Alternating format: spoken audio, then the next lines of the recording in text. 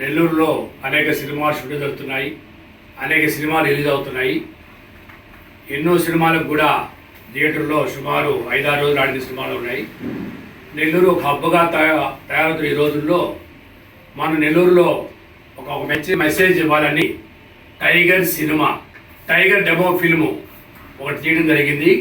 దాని ఉద్దేశం ఏంటంటే సమాజంలో జరుగుతున్న ఈ డ్రగ్స్ మాఫియా మీద బలవుతున్న కొంతమందిని కొంచెం మార్పు తేవాల ఉద్దేశంతో ఈ టైగర్ డెమో ఫిల్మ్ తీయడం జరిగింది.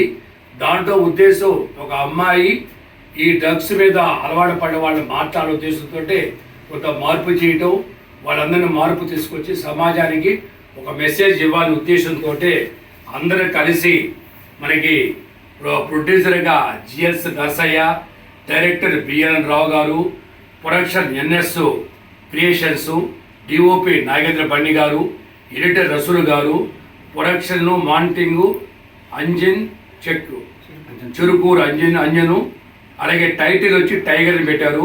హీరో వచ్చి నరసింహ, హీరోయిన్ వచ్చి అఖిల, రూఫియా, వీళ్ళందరూ కలిసి ఒక డెమో ఫిలిం జరిగింది. దీని ఉద్దేశం సమాజంలో మార్పు తేవాలనే ఉద్దేశంతో దీని జరిగింది. భవిష్యత్తులో కూడా మరిన్ని డెమో ఫిలిమ్స్ దాని మీద సినిమా తయారు కోరుకుంటారు.